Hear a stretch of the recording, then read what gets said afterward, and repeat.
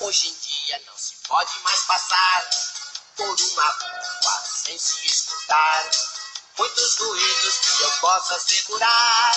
Nossos ouvidos chegam ao ponto de estourar. Algumas vezes faz cada blum blum blum. Na outra esquina, quais cada quais. Ao nosso lado, boing cada boing boing boing. É um espanto, pois cada pai.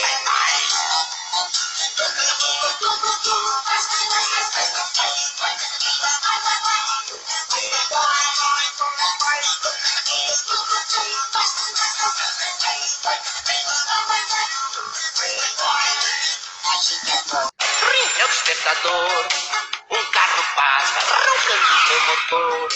Um dos vizinhos liga alta televisão e do outro lado bate uma confusão. Uma ambulância, rádio patrulha, motocicletas e os aviões.